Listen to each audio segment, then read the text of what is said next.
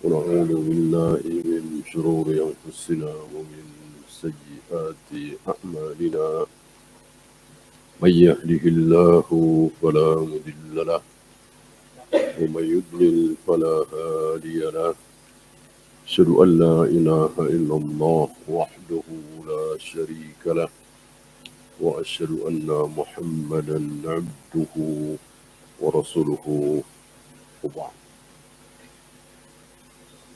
Kita sampai alasan kenapa Asy'ariyah keluar dari Ahlus Sunnah. Ada belasan yang menyebabkan Asy'ariyah itu sudah bukan Ahlus Sunnah lagi. Yang pertama kemarin sudah annahum fi masail sifati min ahlil kalam. Dalam masalah sifat-sifat Allah mereka cenderung ke ahlul kalam, falasifah. Bukan cenderung ke Rasul dan para sahabat. Rasul dan para sahabat setiap kali melewati ayat yang membahas tentang sifat Allah, tangan Allah, wajah Allah, bersemayamnya Allah, turunnya Allah ke langit dunia setiap sepertiga malam dan seterusnya, Rasul dan para sahabat diam. Diam sediam-diamnya. Tidak dibahas. Menerima apa adanya. Tangan ya tangan, wajah ya wajah, jari ya jari, tidak dibahas. Itu Rasul dan para sahabat Ahlus Sunnah. Nah, Asy'ariyah ini ikut-ikutan Ahlul Kalam. Dibahas. Dalam pembahasan ini, wa ala tariqati ahli ta'til wa tahrif. Ada ta'til di situ, ada tahrif di situ. Ini bahayanya di situ. Apa ta'til? Enggak. Allah bersemayam di atas arsy? Enggak. Allah menciptakan Adam dengan kedua tangannya? Enggak, Allah enggak punya tangan. Allah turun ke langit dunia setiap sepertiga malam? Enggak. Enggak mungkin Allah naik turun. Mereka lebih sikoh dengan perasaannya, dengan akalnya, dengan logikanya, daripada terhadap ayat Al-Quran. Sabda Nabi. Dan Allah sendiri yang mengatakan bahwa aku turun ke langit dunia setiap sepertiga malam. Aku menciptakan Adam dengan kedua tanganku. Aku akan menggulung langit dengan tangan kananku. Aku akan menghentikan geraman jahanam dengan telapak kakiku. Allah sendiri yang mengatakan. Sudah. Kita ikuti apa adanya. Nggak paham nggak apa-apa. Yang penting jangan nolak itu ayat. Mereka ingin faham. Kan nggak mungkin kita ini siapa, Allah itu siapa. Tidak mungkin apa yang ada pada diri Allah, kita fahami semua. Kalau Allah maha melihat, kita faham. Allah maha mendengar, kita faham. Allah itu hidup, kita faham. Nggak ada yang tidak diketahui oleh Allah, kita faham. Tapi kalau Allah bersemayam di atas arsy, gimana kita memahami ini? Udah nggak paham nggak apa-apa. Yang penting jangan ditolak ayat itu. Nggak mungkin kita bisa tahu seperti apa bersemayamnya Allah, seperti apa turunnya Allah. Bagaimana dengan kedua tangannya yang maha besar menciptakan Adam langsung? Nggak terbayang di pikiran kita. Maka jangan membayangkan, jangan menghayalkan, jangan membahas, imani apa adanya. Maka ada kaidah, kullama khatara bibalik, fallahu laisa kadzalik.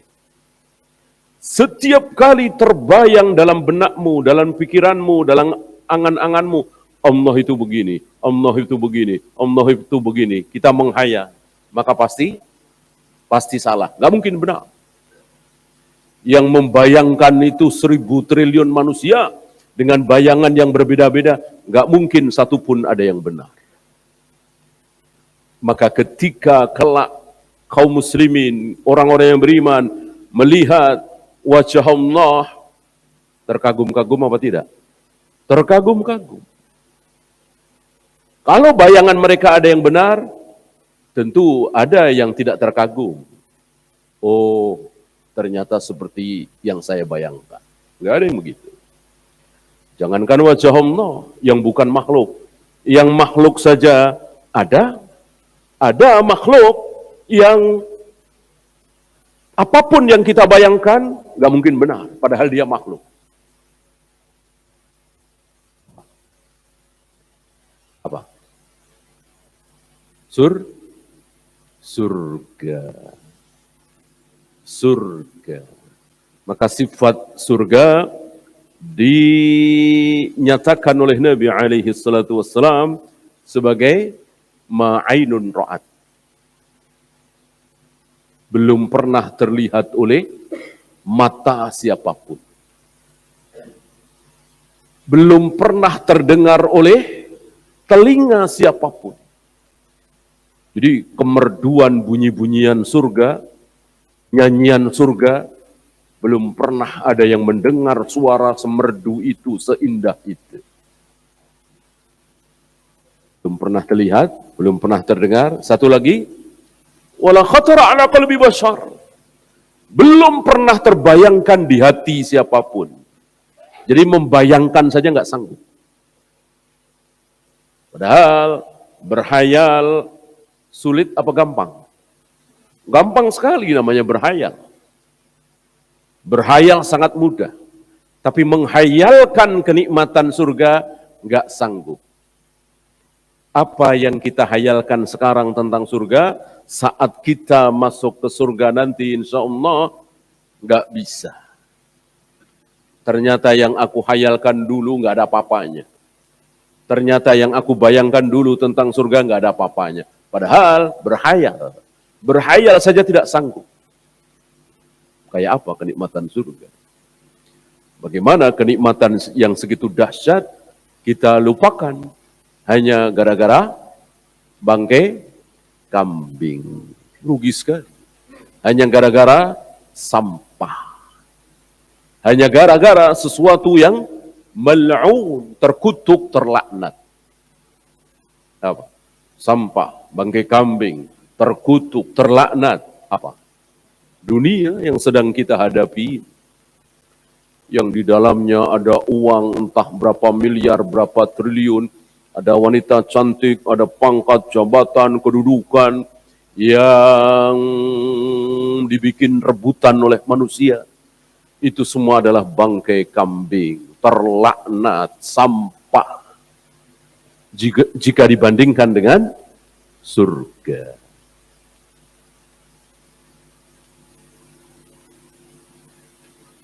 Kemudian tahrif. Masih ingat tahrif? Merubah-rubah. Bukan takwil ya, beda.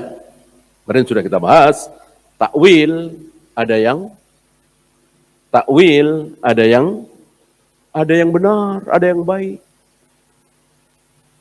Ada yang hak, ada yang batil.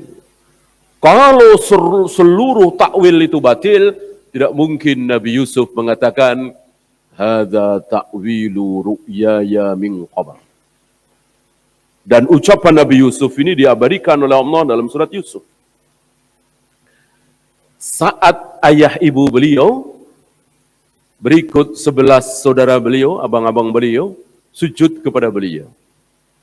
Mereka belum tahu kalau itu ternyata Yusuf. Kan sudah pisah dari Nabi Yusuf kecil sekali. Hadza ta'wilu ru'yaya min qabl. Wahai ayah, ini takwil mimpiku dulu. Kalau takwil itu semuanya batil, nggak mungkin Nabi Yusuf menggunakan kalimat takwil. Berarti takwil ada yang hak, ada yang batil. Yang pasti batil adalah tahrif.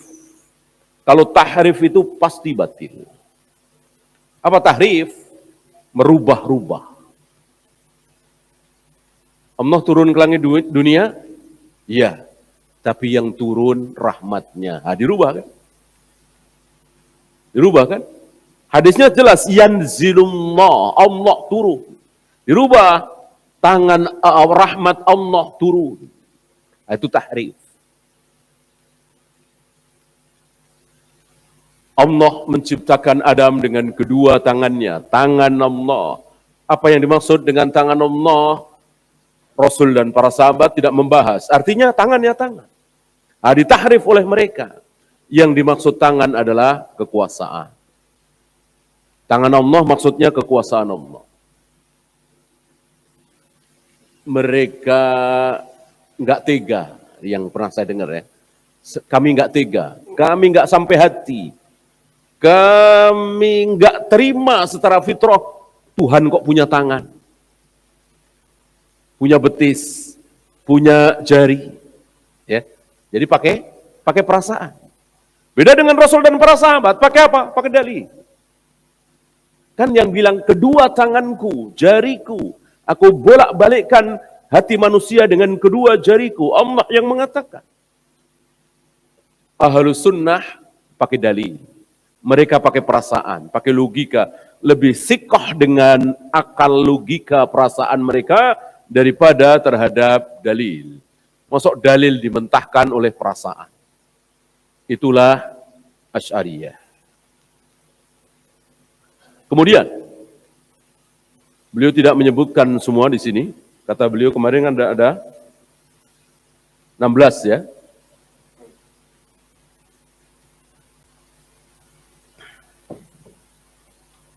Wa ihmaluhum li tauhidil uluhiyah. Tidak ada perhatian terhadap tauhid uluhiyah. Perhatiannya cuma terhadap tauhid rububiyah. Saudara-saudara, hanya Allah yang bisa menghidupkan dan mematikan kita. Nah, itu. Saudara-saudara, hanya Allah yang bisa menurunkan hujan. Saudara-saudara, yang bikin kita bahagia, yang bikin kita celaka, hanya Allah satu-satunya. Hanya Allah yang bisa memberikan rizki kepada kita.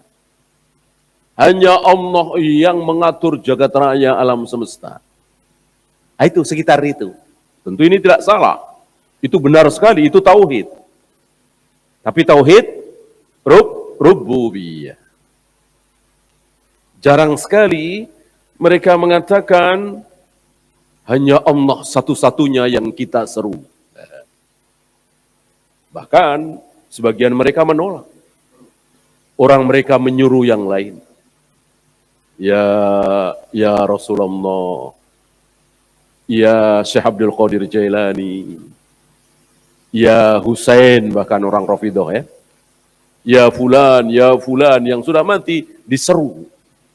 Ahlus sunnah hanya menyeru Allah. Ya Allah, Allahumma. Yang lain tidak boleh, haram. Kemarin kita bahas ya Allah, ya Rasulullah. Betul apa salah? Ya Allah, ya Rasulullah. Betul apa salah? Salah, batil. Bisa syirik. Demi Allah dan Rasulnya. Betul apa salah? Salah. Batil. Syirik. Kita bertakwa kepada Allah dan Rasulnya. Betul? Salah. Bertakwa hanya kepada Allah, bukan kepada Rasulullah. Yang Allah dan Rasulnya adalah cinta. Kalau cinta iya. Kita cinta kepada Allah dan Rasulnya. Apalagi? Taat. Kita taati Allah dan Rasulnya. Kita bela Allah dan Rasulnya. Dalam hal ini sama.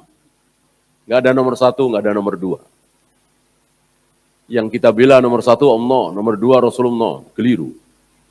Yang kita taati pertama Allah, kedua Rasulullah. Keliru. Keliru.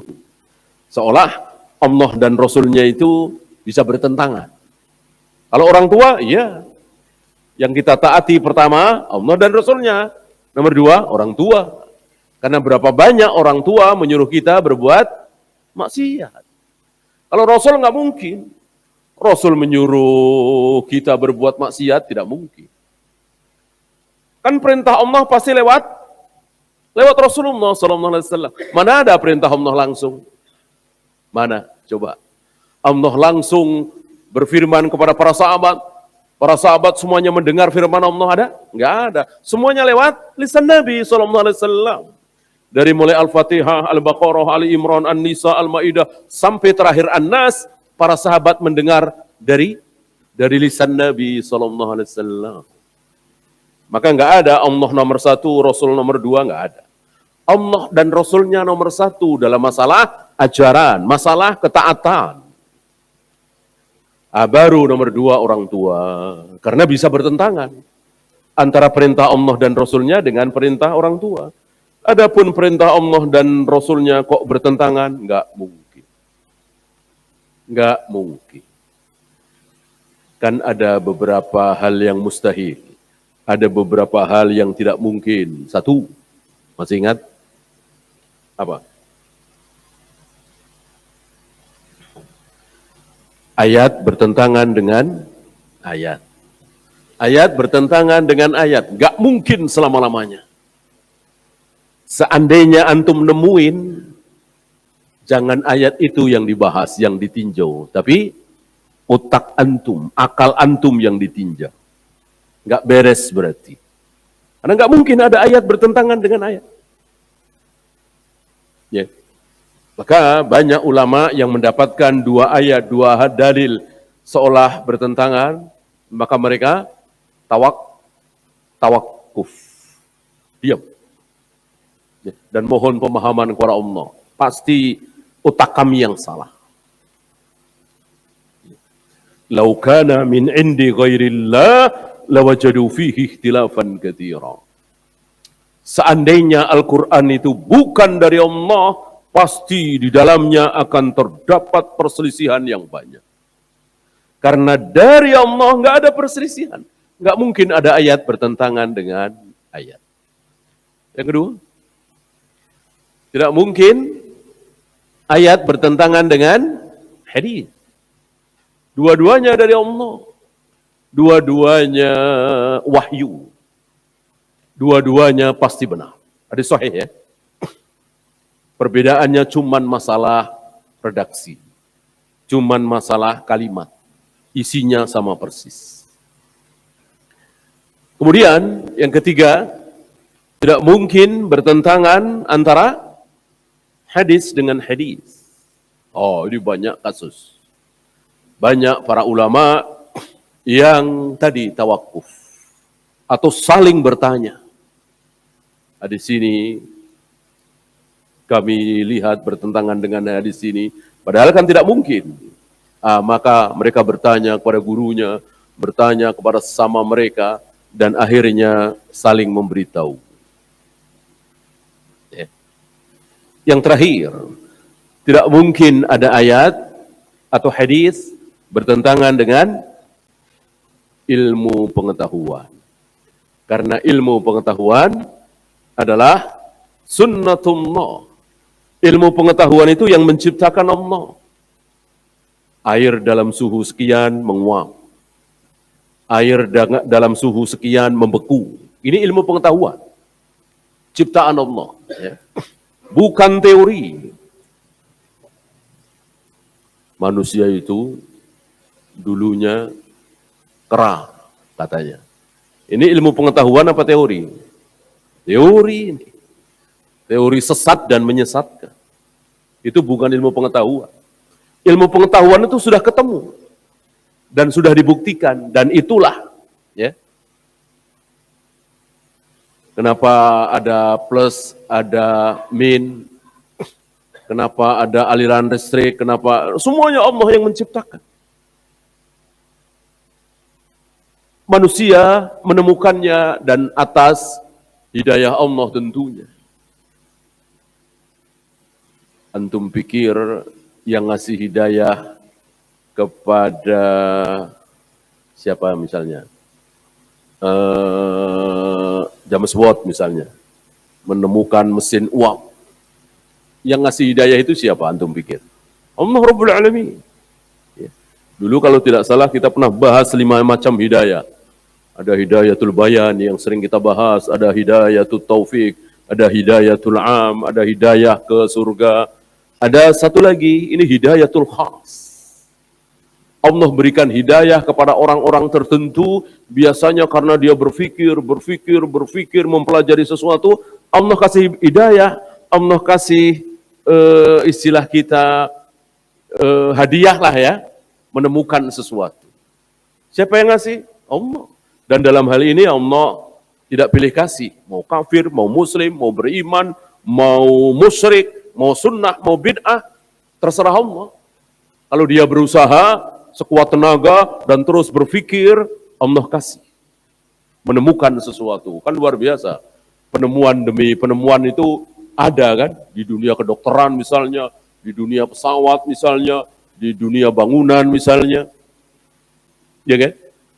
Banyak orang-orang Indonesia yang muslim, yang kafir menemukan penemuan-penemuan itu. Siapa yang memberitahu, yang memberikan hidayah itu, sehingga dia menemukan itu? Ya siapa lagi kalau bukan Allah Rabbul Alamin? Ya. Itulah 5 macam hidayah. Nah, orang-orang Asy'ariyah itu fokus hanya tauhid rububiyah. Seperti tadi. Jarang sekali kita dengar, jangan kita meminta kecuali kepada Allah saja. Jangan kita menyembah kecuali hanya kepada Allah saja. Ya, mereka tidak mengatakan kami menyembah kepada selain Allah. Mirip Abu Jahal Abu Lahab. Abu Jahal Abu Lahab apakah mengaku kami menyembah Allah, kami juga menyembah Latta, Uzza, Hubal, Manat? Ngaku enggak? Enggak. Mereka enggak ngaku menyembah Latta, Uzza, Hubal, Manat. Mereka mengaku hanya menyembah Allah saja. Dan ucapan Abu Jahal Abu Lahab diabadikan oleh Allah di awal-awal surat Az-Zumar. Ma na'buduhum. Kami tidak menyembah berhala-berhala itu. Hum di sini adalah Latta, Uzza, Hubal, Manat. Ma na'buduhum. Kami tidak menyembah berhala-berhala itu. Illa liyuqarribuna ila Allahi zulfa. Kami hanya jadikan berhala-berhala itu sebagai perantara antara kami dengan Allah. Kami orang-orang kotor, kami banyak dosa, kami ahli maksiat. Latta, Uzza, Hubal, Manat itu kan orang-orang soleh yang sudah wafat. Pantaslah kita mendekatkan diri kepada Allah lewat orang-orang soleh yang suci itu. Ada orang kita yang begitu jalan pikirannya? Banyak. Kita orang kotor, kita banyak maksiat, kita bergelimang dosa. Mereka ini orang-orang suci. Para sunan, para wali, pantaslah kita mendekatkan diri kepada Allah. Ke Cirebon dulu, ke Demak dulu, ke Banten dulu. Untuk mendekatkan diri kepada Allah.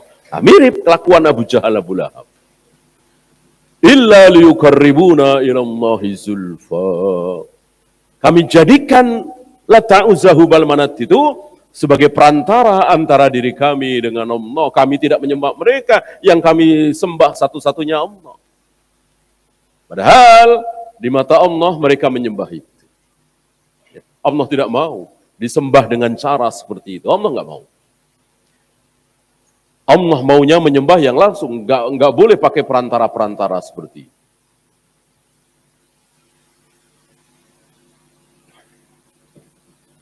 Ma'annahu asasu dinil Islam. Padahal tauhid uluhiyah adalah dasar dari agama Islam itu, tauhid uluhiyah. Bukan tauhid rububiyah. Buktinya Abu Jahal Abu Lahab bertauhid rububiyah tapi kekal di neraka.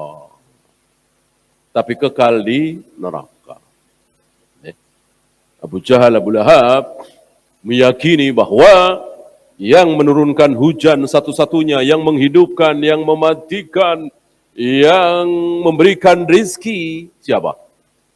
Allah.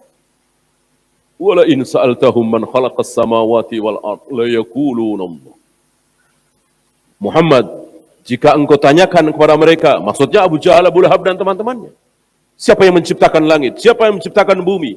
Siapa yang menurunkan hujan? Siapa yang memberikan rizki? La yaquluna Allah. Mereka menjawab, Allah. Bertauhid mereka? Iya. Tauhid rububiyah saja. Tidak masuk tauhid uluhiyah. Kemudian, wa taqdimuhum al-aqla 'ala naqal.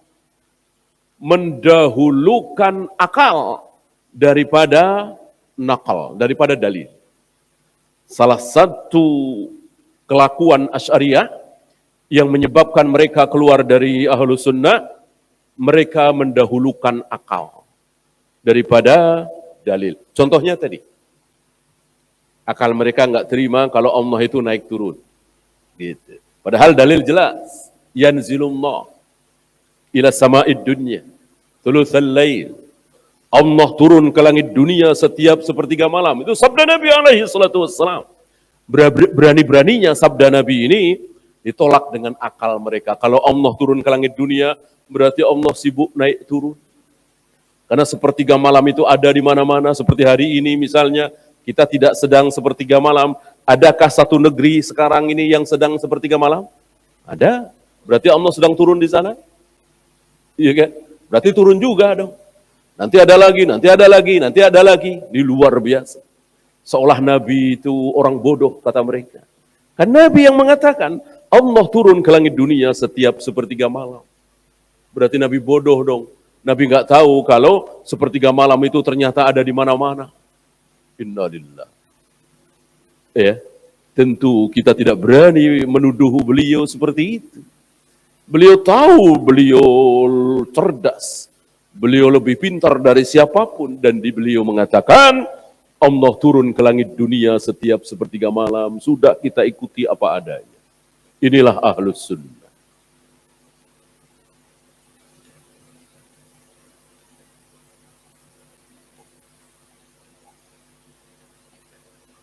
Gara-gara mereka mendahulukan akal daripada dalil, maka muncullah kesesatan-kesesatan mereka. Jadilah sifat Allah itu dipilah-pilah. Muncullah satu jumlah, yaitu berapa? 20. Ada juga 13. Ada juga 7. Ya. Ada 7 sifat Allah. Ada 13 sifat Allah. Ada 20 sifat Allah. Artinya sesama mereka pun berselisih. Lihat Ahlus Sunnah wal Jamaah. Tidak ada perselisihan dalam hal ini. Ada berapa sifat Allah? Ada ratusan, mungkin ribuan. Dari nama saja sudah ketahuan berapa. 99. Padahal nama Allah pasti sifatnya. Enggak mungkin nama Allah berbeda dengan sifatnya. Allah mempunyai nama Ar-Rahim, Ar-Rahman, pengasih, penyayang. Tapi ternyata Allah bengis, kejam. Enggak mungkin. Enggak mungkin. Allah mempunyai nama Al-Quddus, suci. Ternyata Allah itu kotor. Enggak mungkin. Enggak mungkin. Ya. Kalau kita kan mungkin. Berapa banyak dari kita yang bernama Soleh, tapi jarang sholat, malah maksiat mulu, padahal namanya Soleh. Ada nggak kira-kira? Ada. Namanya Selamat, ya, tapi celaka mulu. Bentar-bentar kepleset, bentar-bentar jatuh, padahal namanya Selamat. Ada nggak kira-kira? Ada. Itulah kita.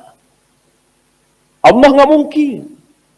Namanya sesuai dengan sifatnya. Nah, namanya itu 99. Dan nama Allah kan semuanya mengandung arti. Dari Ar-Rahman, Ar-Rahim, Al-Malik, Al-Qudus, As-Salam, Al-Muhaimin. Semuanya mengandung arti. Dan artinya itulah sifatnya.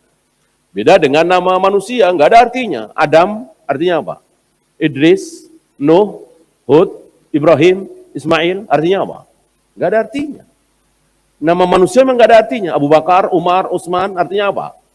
Nggak ada artinya. Nama itu memang, nama manusia memang, nama para nabi, para rasul, nama-nama terbaik tentunya. Masa Allah takdirkan para nabi, para rasul namanya kurang baik? Adam, Idris, Nuh, Hud, kurang baik nih. Masa nggak ada artinya? Banyak dari kita beranggapan bahwa nama yang baik itu ada artinya. Apa yang terbaik? Ada artinya. Suratul Mustaqim. Oh, jalan yang lurus. Apa begitu? Itu bukan nama. Ya, Ahlul Jannah. Namanya siapa? Ahlul Jannah. Kan bagus sekali itu. Apa begitu? Enggak ada. Kalau itu baik, tentu para nabi, para rasul mendahului. Enggak ada nabi, rasul, sahabat namanya mengandung arti yang aneh-aneh kayak gitu. Yang Nurul Mustafa, yang Nurul Qamar, ya. Syamsuddin, matahari agama, Qamaruddin, bulannya agama, Nuruddin, cahaya agama, enggak ada. Kan bagus-bagus semua itu. Ada artinya kan? Tapi para sahabat enggak ada satupun nama seperti itu.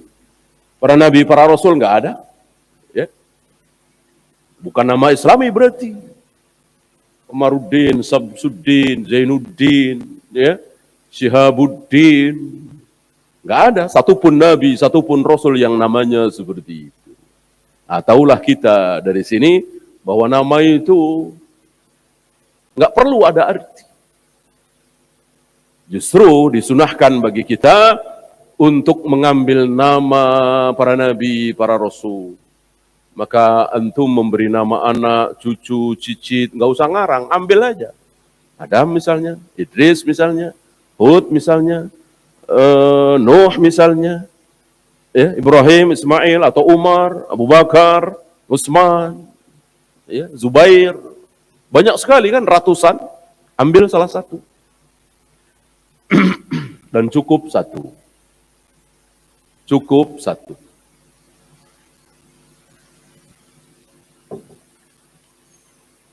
Nama lengkap Nabi Adam siapa? Nama lengkap Nabi Ibrahim siapa? Ya enggak ada, udah lengkap banget itu. Adam, Idris, Nuh, Ibrahim, Ismail, sudah lengkap sekali. Nama itu satu. Adik kita aja, yang 3, 4, nama itu sunnah satu. Kalau mau 2, berarti sama ayahnya. Ya, Utsman bin Affan, Umar bin Khattab. Kalau mau 3 berarti sama kakeknya, ayahnya, kemudian kakeknya. Mau 4 dengan buyutnya, dan begitu seterusnya. Ya.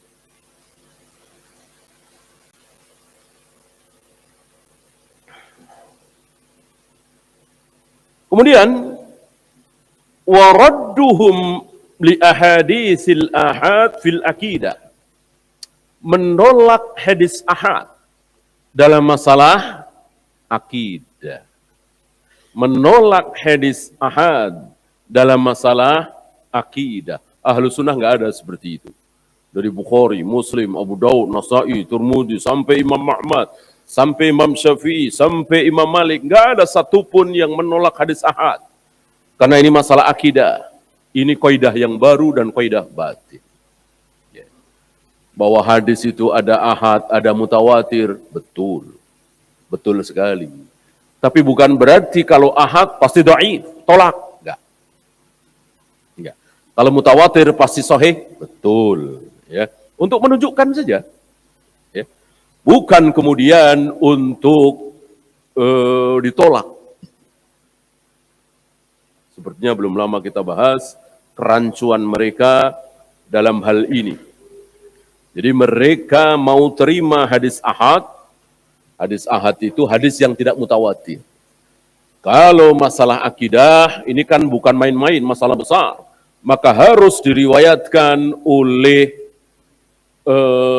puluhan sahabat. Nah, itu mutawatir.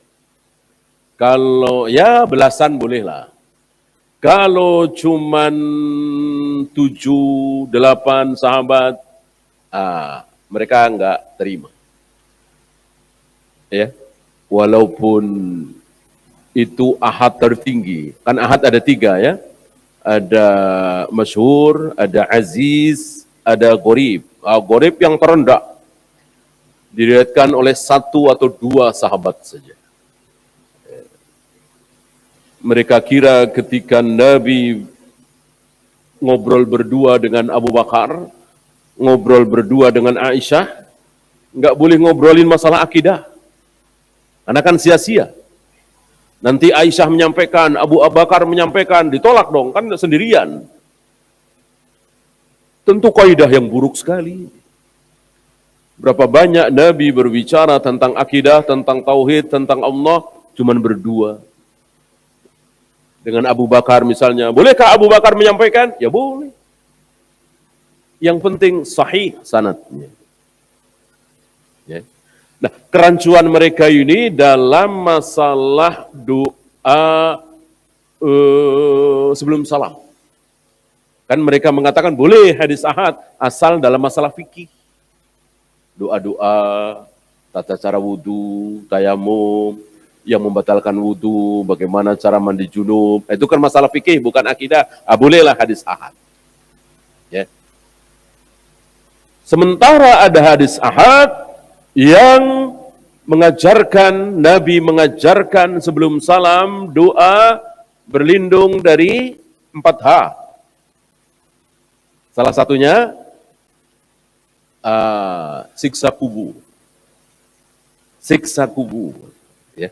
Dan mereka yang menolak adanya siksa kubur berdasarkan kaidah mereka, karena hadis tentang siksa kubur, azab kubur, itu hadisnya ahad. Padahal siksa kubur kan masalah akidah. Kok pakai hadis ahad? Ditolak. Nah, maka sampai mereka, walaupun tidak semua Asy'ariyah ya, menolak adanya siksa kubur. Doanya tadi diterima apa ditolak? Doa. Doa menjelang salam itu. Doa berarti masalah akidah apa masalah fikih? Doa fikih kan? Doa-doa kan fikih. Ini hadis ahad. Diamalkan apa tidak? Ya diamalkanlah. Kan masalah fikih. Bukan masalah akidah. Mereka kan bilang begitu. Jadi mereka ucapkan doa sebelum salam itu tentang 4 hal itu, tapi mereka mengatakan siksa kubur tidak ada. Kan aneh sekali. Mengamalkan sendiri, tapi menolak sendiri. Ya. Ini kerancuan kaidah mereka. Ya. Dan masalah hadis ahad ini,